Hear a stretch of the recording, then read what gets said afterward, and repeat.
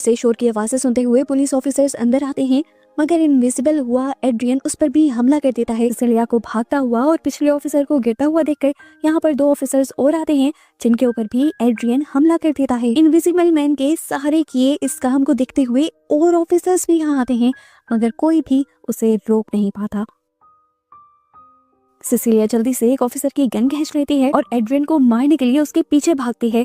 Sicilia जानती थी कि कोई भी उसे देख नहीं पा रहा, सिर्फ वही उसे हल्का हल्का देख पा रही है, क्योंकि थोड़ा सा उसका सूट डैमेज हो गया है। सिसिलिया कॉरिडोर तक उसके पीछे भागती है, उसके ऊपर गोलियां चलाती हैं, पर फिर भी वो बच जाता है। सिसिलिया ने अब गैराज तक उसका पीछा किया था।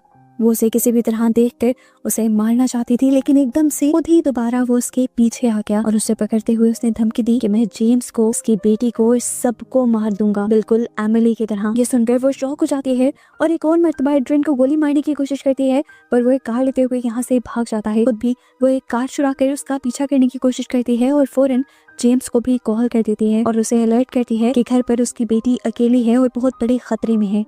वो इनविजिबल मैन यानी एड्रियन जेम्स के घर पहुंचता है और सिडनी उसके आने को महसूस कर लेती है और अपने आप को बचाने के लिए उसके ऊपर पेपर स्प्रे करती है, क्योंकि वो भी इस सारे हमले के लिए मेंटली तैयार हो चुकी थी, क्योंकि उसके डैड ने उसे बताया था। इन्हीं 2-4 सेकंड्स के अंदर जेम्स भी घर पहुंच जाता है और एड्रियन उसे पकड़कर खूब मारता है। इस सारी चीजों को रोकने के लिए यहाँ पर सिसिलिया जाती है फायर एक्सटिंग्विशर लेकर। वो इस फायर एक्सटिंग्विशर को चारों तरफ स्प्रे करती है और जैसे ही स्प्रे इनविजिबल मैन के ऊपर गिरता है तो इनविजिबल मैन सिसिलिया को नजर आने लग जाता है और वो फौरन